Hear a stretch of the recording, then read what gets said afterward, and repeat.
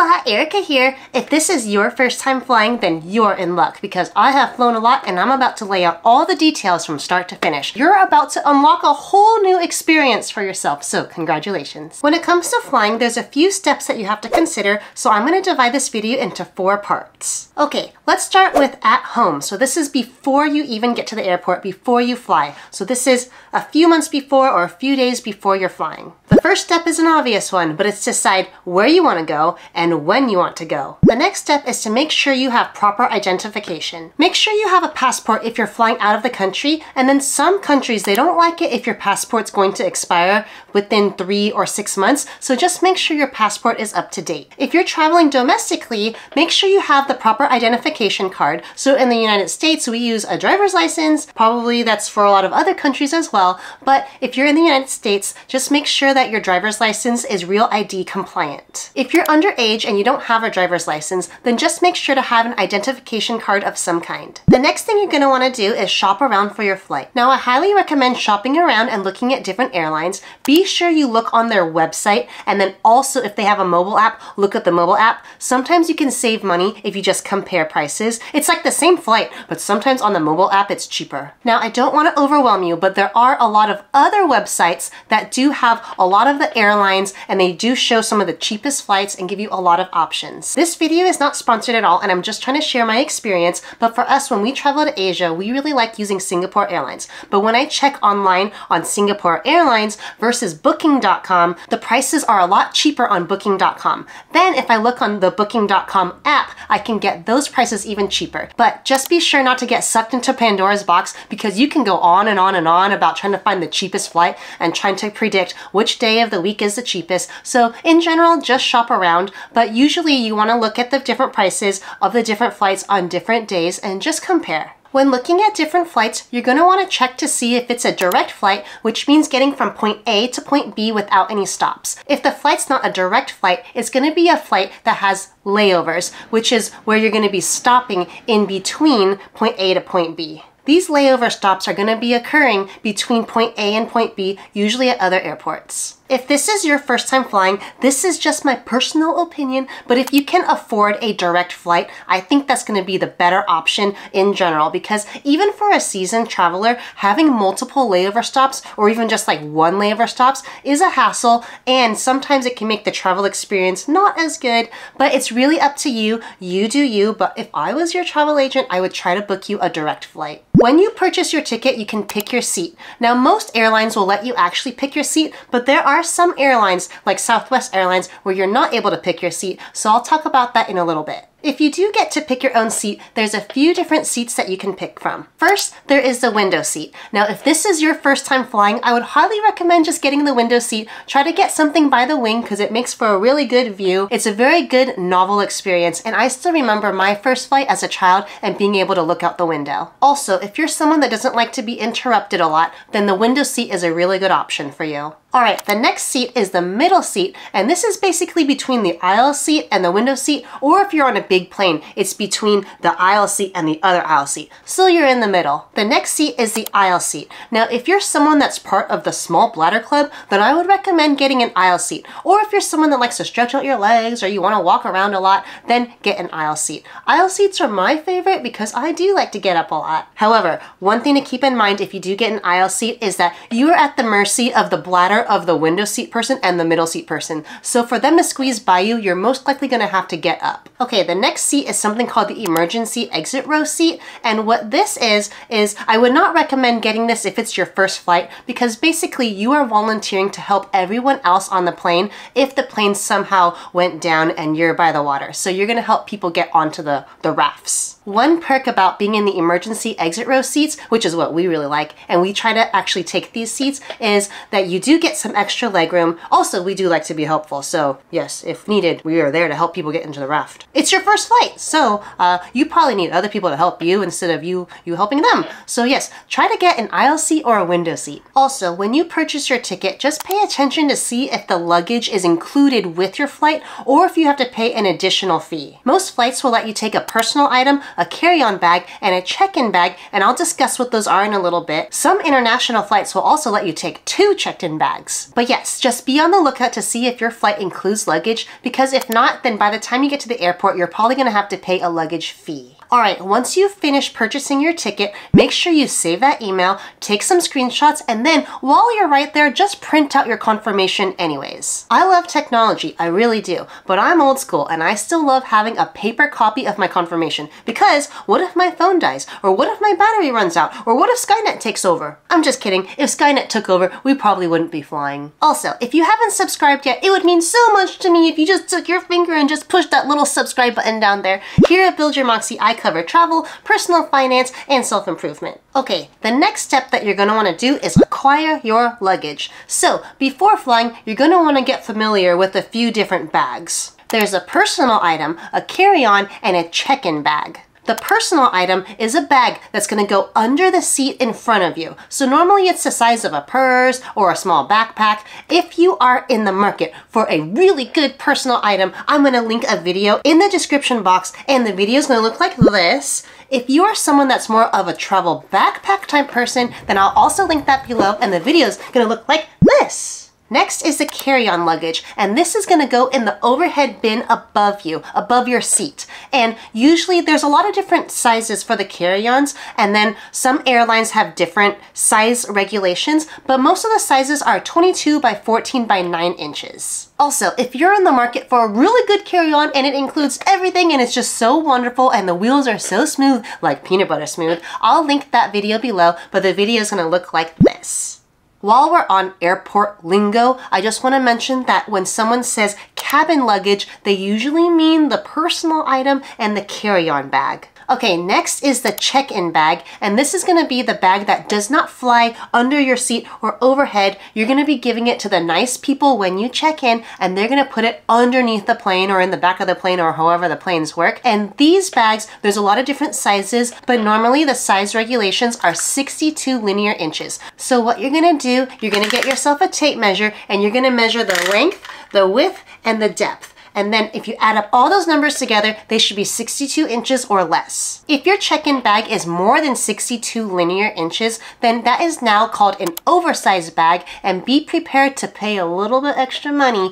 And then also make sure you're checking the airport regulations, because sometimes they don't allow for oversized bags. Also, be sure to check the airline specific weight limits of each of the bags. So most of the time with checked-in bags, the one that goes under the plane, those are capped out at 50 pounds. But when we were traveling to Kenya, they capped it out at 42 pounds. So we had to make sure that nothing went past 42 pounds or they would have charged us extra. For the carry-on bags, usually it could be 15 pounds, sometimes 24 pounds, and sometimes they just don't check. So just make sure you're following the rules of the airline. For personal items, usually they don't weigh these, but just make sure to check with the airline. Alright, the next step is to pack your bag. We just talked about the weight restrictions of how much the bags can weigh. So in general, you're going to want to pack strategically. Now, if I included how to pack strategically in this video, it would just be too long, so be sure to take a look at my travel playlist below, because I do talk about packing tips and how to travel and more tips and all of that. But here's a little tip for you. Make sure when you're packing your clothing, just try to roll it instead of folding, because sometimes that can save some space. And then also try to use compression cubes, where it just squeezes out all the air from your luggage. I'll also be sure to link some of my favorite travel items below and a review video on it if you would like to check it out. Alright, while we're on the topic of packing, if we're talking about power banks and external batteries, I just want to mention a few things. So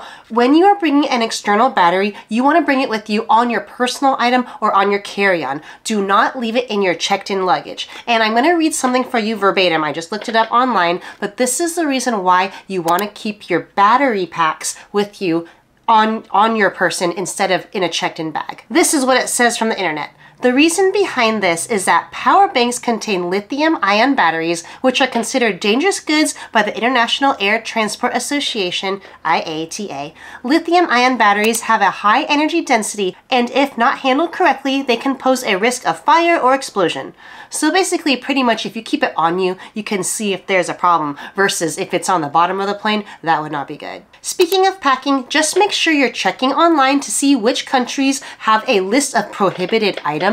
You want to make sure you're not bringing some weapons or some liquids or substances of any kind, or even some medications. When in doubt, leave it out. As you're packing, just be sure you keep weighing your luggage, because then you're going to end up paying an extra fee, or they might just take your bag and put it underneath the plane. And what if you wanted to keep all that stuff with you? So what I highly recommend getting, and I'll be sure to link everything below, just get yourself a little luggage weigher. So this is a nice tool because you could just keep it with you. So you put the handle of your luggage right here, then you're going to hold it like this, and then what you do is you're just going to lift the luggage off the floor. You can put it in pounds or in kilograms. So if you don't have like a standing scale to stand on, this is really handy. You can also use this at the end of your trip if you're someone that likes to buy souvenirs. If you don't have one of these and you're not going to be buying souvenirs and you do have a body weight scale at home, what you're supposed to do is stand on it without holding anything. Stand on it and just see how much you weigh. Get off of it, hold your luggage, stand on it again, and then whatever that is, you're going to take the first number and subtract it by that number, and that's how heavy your luggage is. Also, I forgot to mention it before, but also linked below is going to be my free travel budget and planner, and what it includes is a itinerary, how to do some travel research, a to-do list, a packing list, and how to budget. It's completely free and is my gift to you for happy travels. Alright, I know I've been talking about a lot of things, and it may seem like it's overkill, but if this is your first flight, you're going to want to be thinking about everything until it just becomes automatic in your system. So the next thing you're going to want to do is arrange a ride to the airport. So for us, we were so lucky because my little sister drives us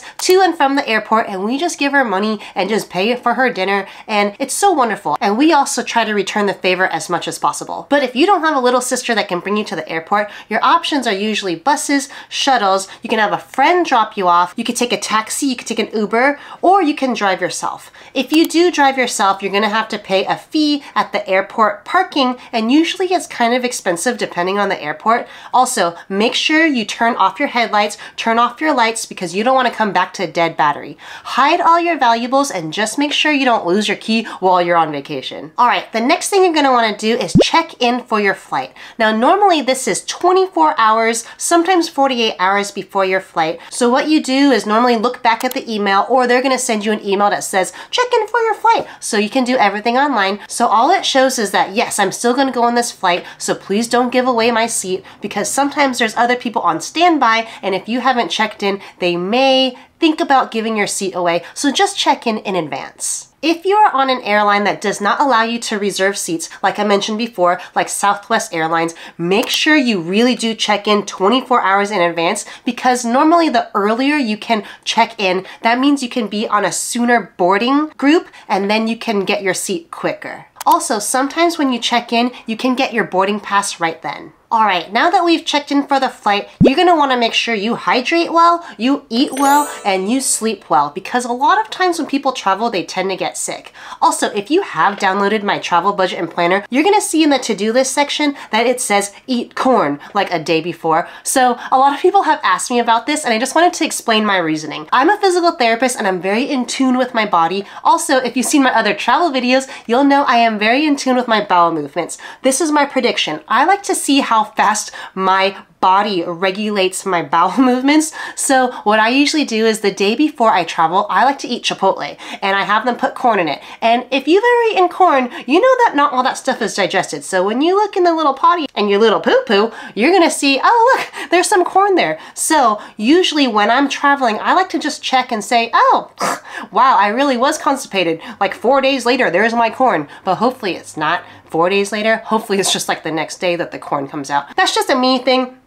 You don't have to eat corn before you travel, but it is fun if you do. Also, if you have any questions or you just want to say hi, then leave me a comment below because I do read all my comments and I do my best to try to get back to all of them. Alright, so we just talked about how to prepare for your first flight, and now I'm going to be discussing what to do once you arrive at the airport. Make sure you arrive early. Now, the general rule is if you are flying domestically within your own country, try to get to the airport 2 hours before your flight, and then if you're going to go internationally, please try to arrive 3 hours before your flight. This will ensure that you have enough time to get your luggage tags, get your boarding pass, go through security, and find your gate. It's always better to have time to relax by your gate instead of spending most of your time at home and getting to the airport with not a lot of time. When you arrive early to your flight, that is never wasted time. Once you arrive at the airport, the first thing you're going to want to do is get your boarding pass and drop off your check-in bag. Sometimes if you check in 24 hours in advance, the airline may give you your boarding pass,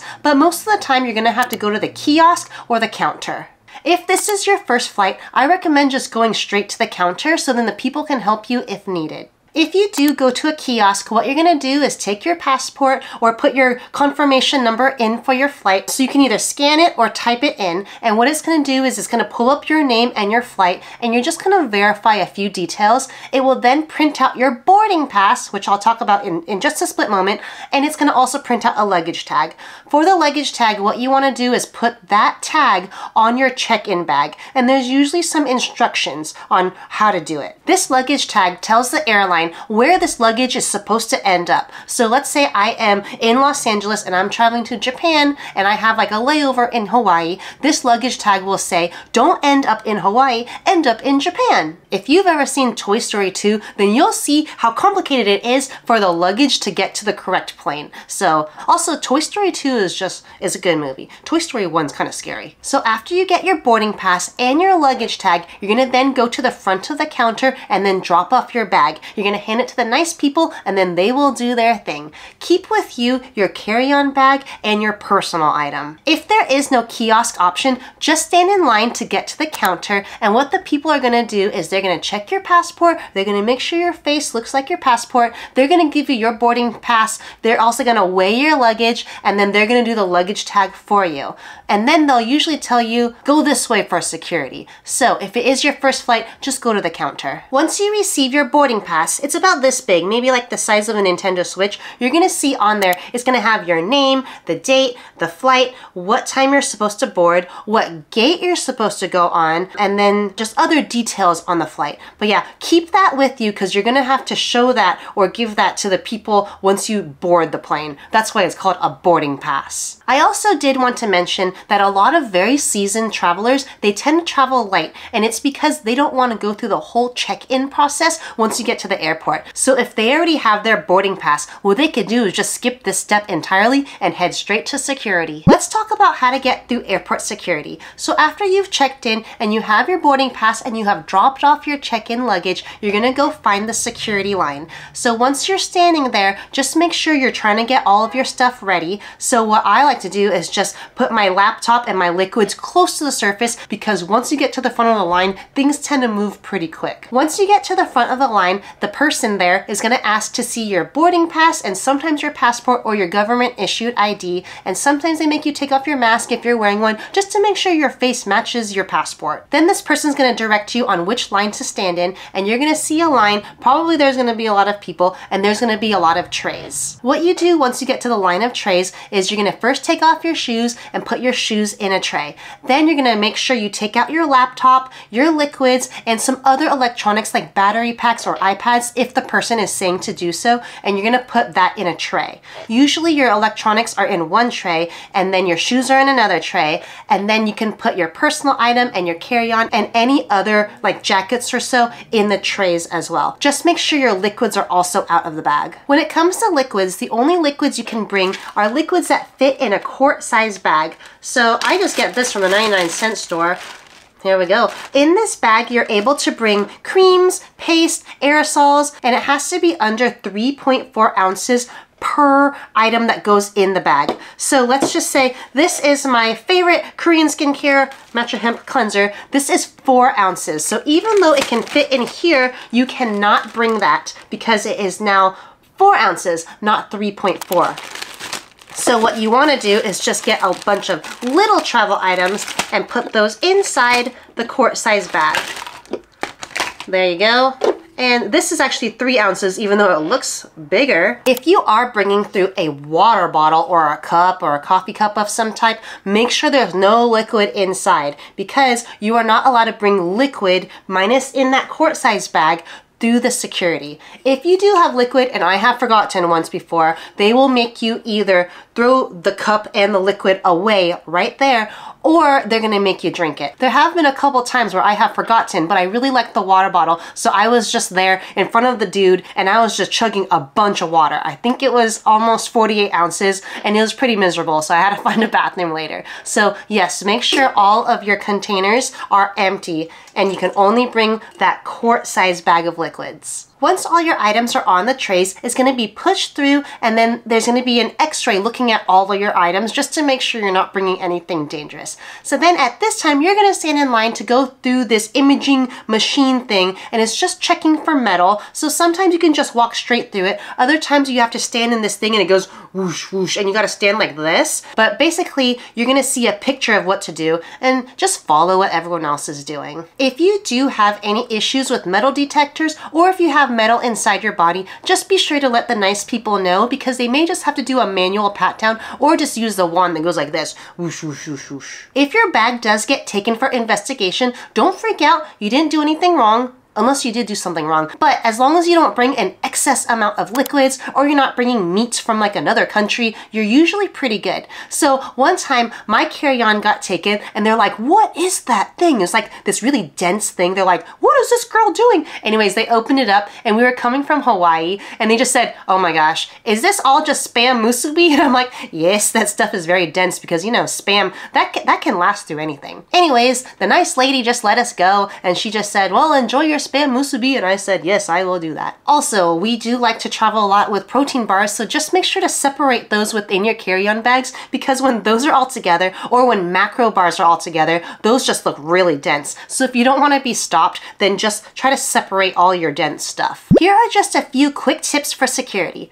1, just do what they say. Don't be argumentative, just do what they say, because they're just trying to push everyone through so everyone can enjoy their trip. Next, don't wear bulky items, take them off, or else expect a possible pat down. 3, be ready for a pat down anyways, especially if you're wearing anything loose or if you have hair that's in a bun or a braid. 4, don't look overly suspicious. 5, be nice, but don't be overly friendly. 6, keep the line moving, you got this. 7, don't wear complicated shoes because you need to get them on and off fast. And 8, try to pack your bag in a way that's easy to take things in and out of. What I like to do with my personal item is I like to keep my zipper for my laptop facing up so I can then slide my laptop in and out easily. I also keep my liquids on top so I don't have to rummage through my bag. Alright, once you've finished with security, it is now time to find your gate. Now on your boarding pass, you may have your gate number right there. However, I highly recommend just finding this big electronic screen. There's a bunch of letters and numbers, and it's gonna have all the logos of all the airlines.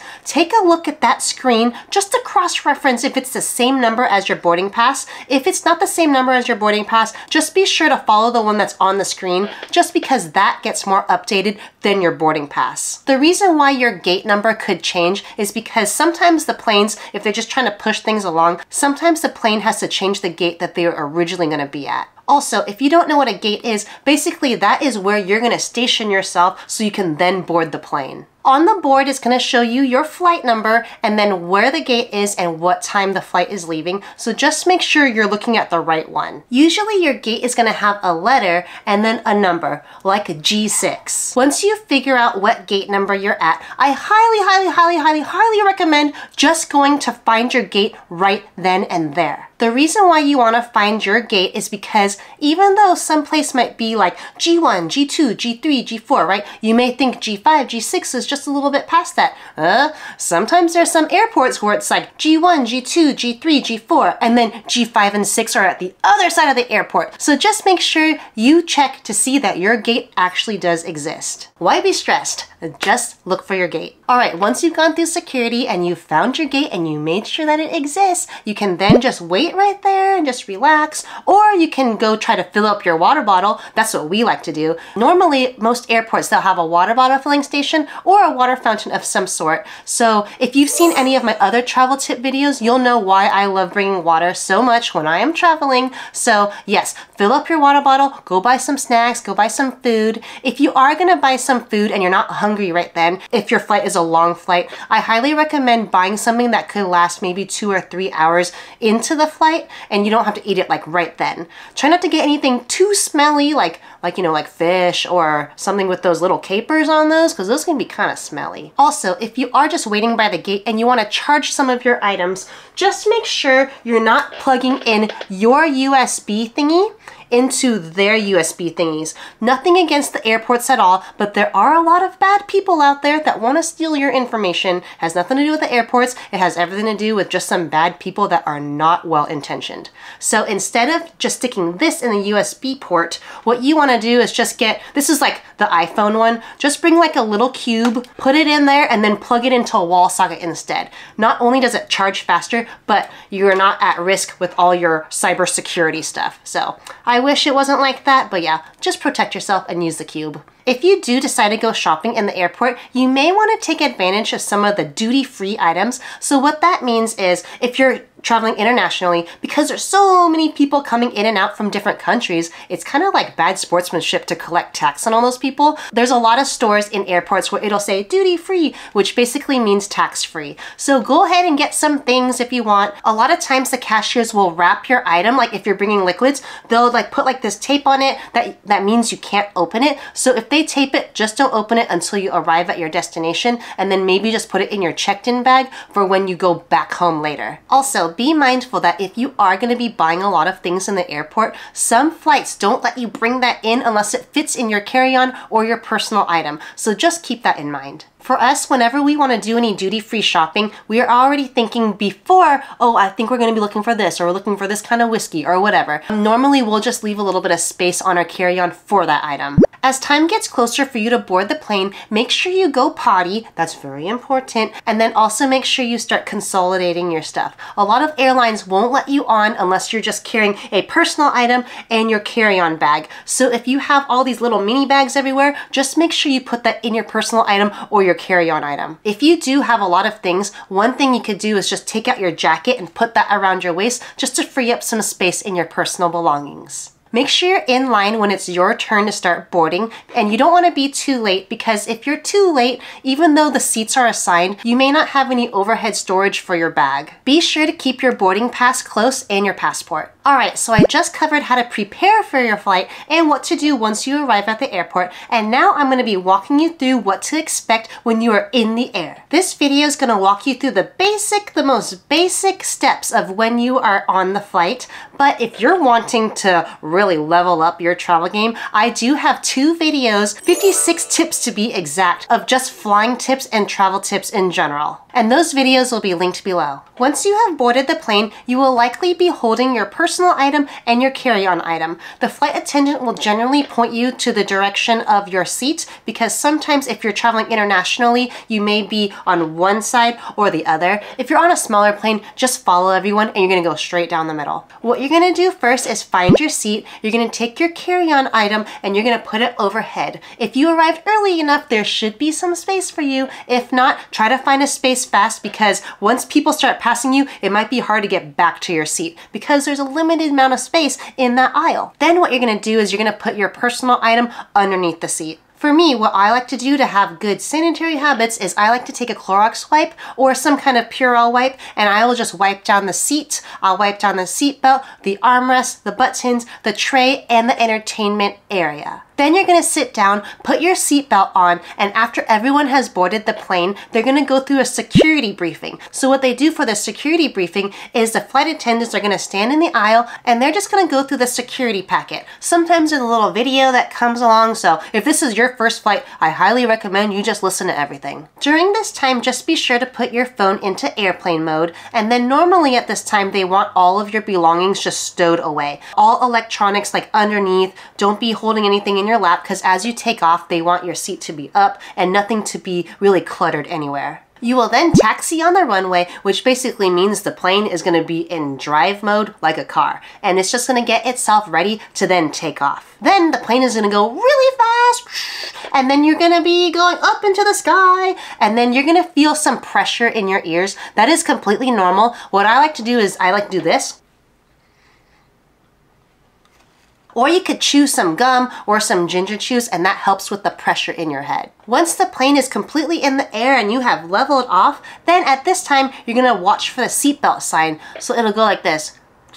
And then once it does that, you can then take off your seatbelt and go pee or stand up for a little bit. Just don't be like running everywhere in the flight. And then a lot of times, depending on the flight and the airline and how long the flight is, sometimes you get snacks. You know, some people get angry because there's no snacks and there's no water or any drinks, but sometimes you may get some food and refreshments. A lot of long flights usually have some kind of in-flight entertainment, so it'll come with some headphones so you can watch some movies, but a lot of people have to download their own movies if it's a shorter flight. If you want to be extra comfortable while you're flying, you can use a travel pillow. I'll have my favorite linked down below, as well as a video right here that talks about one of my favorite pillows. And then also, if you kind of get antsy while you're sitting for a little while, also take a look at the video that looks like this. It's going to cover some stretches that you can do on a plane. If you are someone that does get motion sickness, I highly recommend you take a look into something called Dramamine, or you can look up some other like different kind of pressure points. You could put stuff behind your ears like little patches, and that can usually help with some motion sickness. Also, ginger ale and ginger chews can help as well. Another thing that helps with motion sickness is just making sure your belly has some food in it. So for me, in order to prevent motion sickness, I have to eat something kind of salty and very hearty, like a burger and fries, and I am golden. During the flight, the captain's gonna give you some updates here and there. He may also say a word like, oh, sorry folks, there's gonna be some turbulence. So turbulence is completely normal. It's basically where there's a little friction between the air and the land. So that's gonna make the plane go like, but it's completely normal. And just to calm any anxiety, if you have any regarding turbulence, I read this online and I thought it was really nice. So I'm gonna cite Google right here. Okay, verbatim, here it is. Turbulence is normal, it's part of the sky. Patrick Smith, a commercial pilot, told the Washington Post, every flight, every day encounters some form of rough air. For crews, by and large, we look at it as a comfort issue, not necessarily a safety issue. So there you go. Don't be worried about turbulence. I'd be more worried about the person next to me if they had flatulence. There have been some people that asked me if I could make a video regarding air travel anxiety, and I would love to make a video, so let me know if you have air travel anxiety, and then once I make the video, if you just comment, oh, give me the video, I'll either put it in the description box or try to reply to your comment with the video link. Once the flight comes to an end, the plane is now going to descend, and then you may get the pressure thing again, so go like this. All I'm doing is just putting my hands right here. I'm not putting it in my ears. We call it the TMJ for our physical therapy terms, body anatomy terms. So as the plane goes down, you may have a little bit of rockiness. They're gonna make you put your tray up, put your stuff away, and put your seat up. Then as the plane goes down, it's gonna get to the runway and it's gonna be like really loud, so don't worry about that. It's gonna land, the little wheels are gonna touch the floor, and some pilots are awesome where they land so smooth and I always go like this, like to myself. No one else is really applauding with me, but you know, I get really happy about it. Once the plane has come to a complete stop, the seatbelt signs are gonna turn back off, and then at that time you can unbuckle and stretch your legs, and you have made your first flight, so congratulations. Then it's time to get off the plane, so most of the time the front of the plane is going to get out first, so just make sure you don't leave anything because it is really hard to get back to the airplane to try to find something that you lost, so because of the security reasons, so just try to bring everything with you. Once you get off the plane, you are now on the ground, woohoo! I highly recommend just going to the bathroom, go potty, go freshen up if you want. If you are traveling domestically, you can then head down to baggage claim where you can get your check-in bag if you brought one. If you have a layover, you are most likely dropped off at one of the gates, and then you're going to be within the area where there's another gate. So repeat the first few parts of the video where you try to find your gate first, right? And then you can just chill, go to the bathroom, fill up your water bottle. There are some airports where they make you go through security again after getting off the plane, which is really interesting to me, but there have been some flights that did make us go through security. So remember, if you have water in your water bottle, you gotta finish all of that because there may not be a place to dump that. If you do have a layover, most of the time you would have gotten probably 2 boarding passes or however many layovers you have. So be sure to check the electronic sign again and check for where your next flight is gonna be. Some layovers are very short, where it's like 40 minutes or less, and some layovers are like 12 hours. So just be sure to give yourself plenty of time to find your gate and get yourself settled. If you are traveling internationally, you may need to go through something called immigration and customs. Immigration has to do with people and customs has to do with things. Depending on the country that you land in, sometimes you have to fill out paperwork when you're on the plane, sometimes you fill out paperwork once you get off the plane, and sometimes they make you do everything online. But basically, if you don't know what to do, just follow what everyone else is doing and follow where everyone else is going because they have to do the same thing that you have to do. So the first thing that you're gonna have to do is go to the immigration line and just check the signs on the ceiling or high up, and it will point you to where you need to go, which is first immigration. So at this time, the line may be pretty long or it may not be long. If you are part of that country, you get to be in a different line. If you're not in that country, you have to stand in another line. Once you get to the front of the line or once you get closer, just be sure that you have your passport and your boarding pass, and then you're gonna go up to the window where the nice man or the lady is, and do not be overly friendly at this time. Don't be chatting up a storm. At this time, they just wanna push people in. So just answer questions. At this time, they're gonna also stamp your passport or they're gonna give you stickers. So if you have a passport that has a lot of that, then you know that you're a seasoned traveler. They also might take your picture and they might take your fingerprint as well. After you finish with immigration, you're gonna wanna head over to baggage claim. So there should be some signs that say baggage claim. Sometimes a flight attendant and pilot will tell you where to go for baggage claim, and other times you're just gonna have to read the electronic screen. Once you see like, oh, I was on flight 411 Singapore Air, it'll say baggage claim 6. So you're gonna head over to number 6 and then you wait with everyone else as your luggage comes down the carousel. If you don't see your luggage and everyone else has gotten theirs, just make sure you go to the front desk. There should be someone there in most airports, wherever the baggage claim is, and be sure to tell them the description of it, or if you have like a little tag that you were given from before. Sometimes when you check in, they're gonna give you a little stub that has the same number as your bag, so you wanna give that to the person if you're missing your bag. What I usually like to do, just in case they lose my bag, is I like to take a lot of pictures of what's in my bag, so if you ever have to claim all the stuff because you want to be reimbursed for it, I have the exact list of what was in my bag. Also, what I like to do with my luggage is put some kind of identifier on it. So I like to use like a ribbon and put that like on the handle so I know that this bag is mine. I also, just from experience, I now use Apple AirTags so I can track my bag from my phone. So if you have seen my other videos, you know that I am all about AirTags. After you have collected your bags and you already went through immigration, what you're gonna do is something called customs, and customs is for things. So some countries, they just make you do like some kind of QR code on a kiosk and say, I'm not claiming to bring anything. No crazy weapons, no seeds to grow plants in your country, no meats of any sort. Be careful of lunch meat. Like if you're bringing a sandwich, you want to make sure you eat that before you go through the customs line. Then some other countries, you can just slowly just start walking through. So at this time, don't be looking overly guilty, don't be looking overly friendly, just follow everyone else and just be like super chill on your face. But yeah, don't be bringing like all these crazy things. Remember, when in doubt, leave it out. But yes, basically customs is trying to see if you're trying to bring anything illegal into their country. And there you have it. You have made it on your first flight. Congratulations! The world is your oyster. Go have some fun. Alrighty, so if you want to see more tips for traveling, be sure to take a look at my travel playlist, which I'll link right here.